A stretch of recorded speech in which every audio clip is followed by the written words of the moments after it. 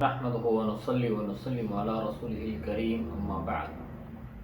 فأعوذ بالله من الشيطان الرجيم بسم الله الرحمن الرحيم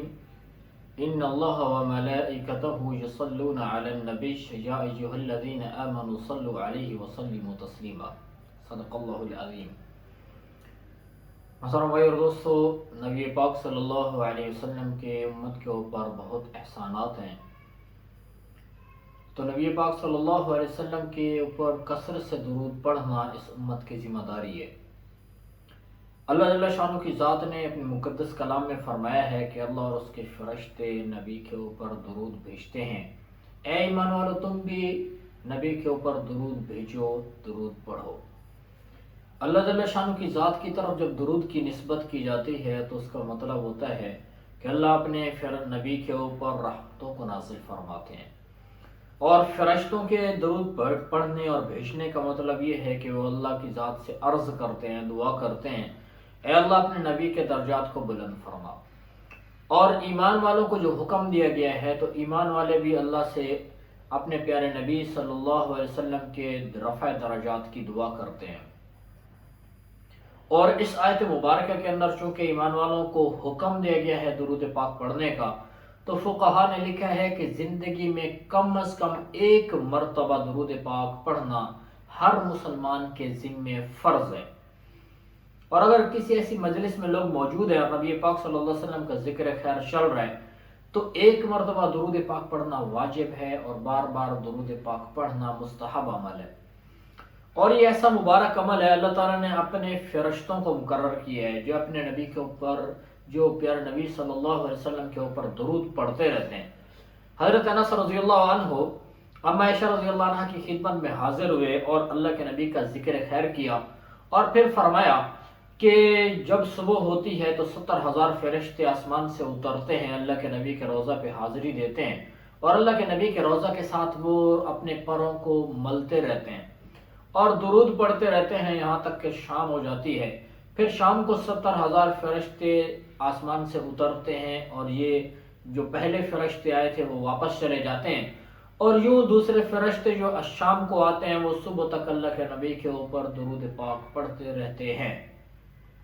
اور یہ سلسلہ چلتا رہے گا یہاں تک کہ وہ قیامت کا دن جب قبریں پھٹیں گی اور لوگ زندہ ہو کر اللہ کے دربار میں حاضر ہوں گے، تو اس دن بھی اللہ کے نبی صلی اللہ علیہ وسلم اپنے روضہ مبارک سے نکلیں گے تو 70,000 فرشتوں کے ساتھ میدان محشر میں چلیں گے۔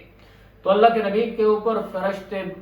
درود پاک پڑھتے رہتے ہیں، یہ سلسلہ چلتا رہتا ہے، اللہ اپنے نبی کے اوپر رحمتیں بھیجتا رہتا ہے، اور یہ سلسلہ کنٹینیو چلتا رہتا ہے۔ تو ایمان والوں کو بھی حکم دیا گیا کہ وہ پیارے نبی صلی اللہ علیہ وسلم کے اوپر درود کثرت سے پڑھیں۔ اور ایک حدیث مبارکہ میں فرمایا کہ زمین کے اوپر ایسے فرشتے ہیں، زمین اور آسمان کے درمیان میں فرشتے گھومتے رہتے ہیں، اور جہاں کہیں کوئی اللہ کے نبی کے اوپر درود پڑھتا ہے تو اس درود کو لے کر اللہ کے نبی کی خدمت میں حاضر ہو جاتے ہیں اور اللہ کے نبی کو پہنچا دیتے ہیں۔ اور ایک حدیث مبارکہ میں آتا ہے جو فرمایا کہ جو میری قبر کے پاس آ کر میرے پاس آ کر درود پڑھتا ہے میں اس کے درود کو خود سنتا ہوں، اور جو دور سے پڑھتا ہے وہ میرے تک پہنچا دیا جاتا ہے۔ تو اللہ کے نبی کے اوپر درود پاک پڑھنا کیسے چاہیے، اس کی بھی تعلیم اللہ کے نبی نے اپنے صحابہ کو دی ہے۔ صحابہ کرام رضوان اللہ علیہم اجمعین نے عرض کیا، یا رسول اللہ، سلام کا طریقہ تو ہمیں بتا دیا گیا ہے کہ ہم آپ کے اوپر سلام کیسے بھیجیں اور پڑھیں، اور وہ ہے السلام علیک ایھا النبی ورحمۃ اللہ وبرکاتہ، لیکن درود پاک آپ کے اوپر کیسے پڑھا جائے، درود کیسے پڑھا جائے، تو اس کے بارے میں صحابہ نے سوال کیا تو آپ صلی اللہ علیہ وسلم نے فرمایا، تم کہو اللہم صلی علی محمد وعلی آل محمد کما صلیت علی ابراہیم وعلی آل ابراہیم انک حمید مجید، اللہم بارک علی محمد وعلی آل محمد کما بارکت علی ابراہیم وعلی آل ابراہیم انک حمید مجید۔ تو نبی پاک صلی اللہ علیہ وسلم نے درود پڑھنے کا طریقہ سکھایا، اور تو اس درود پاک پڑھتے ہوئے بعض لوگ غلطی کرتے ہیں، اور وہ بہت بڑی مسٹیک ہے، بہت بڑی غلطی ہے، جس کی وجہ سے درود پاک کی جو برکات ہیں اس سے بندہ محروم ہو جاتا ہے، اجر سے محروم ہو جاتا ہے۔ اور وہ غلطی یہ ہے اللہم صلی علی محمد و علی آل محمد کا لفظ جو ہے علی آلی کی بجائے لوگ پڑھتے ہیں ولا آلی، جس سے معنی بالکل بدل جاتا ہے۔ تو ہمیں درود پاک پڑھتے ہوئے اس کا خاص خیال کرنا چاہیے۔ تو نبی پاک صلی اللہ علیہ وسلم کے اوپر درود پاک کو پڑھنا، اس کو سیکھنا بھی چاہیے۔ تو نبی پاک صلی اللہ علیہ وسلم نے درود پاک پڑھنے کا طریقہ بھی سکھایا ہے، اور ایک حدیث مبارکہ میں درود ابراہیمی کی جو فضیلت بتائی کہ جس نے درود ابراہیمی، یہ درود اللہ کے نبی کے اوپر پڑھا تو اس نے اللہ کے نبی اور اس کی جو آل ہے، اس کے حقوق جو اس امت کے ذمے ہیں، اس نے وہ حق ادا کر دیے۔ تو آپ صلی اللہ علیہ وسلم کے اوپر درود پاک پڑھنا، یہ جہاں پہ دنیا کے اندر پریشانیوں سے نجات کا راستہ ہے، رزق میں برکت کا راستہ ہے، بیماریوں سے نجات شفا کا راستہ ہے، ایسے قیامت کے دن جو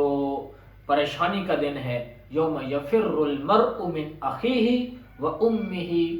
و ابیہ و صاحبتہ و بنیہ، جب سارے لوگ جو اس کے قریبی ہیں، رشتہ دار ہیں، دوست ہیں، وہ سب چھوڑ کر بھاگ جائیں گے، اس وقت میں جس نے کثرت سے اللہ کے نبی کے اوپر درود بھیجا،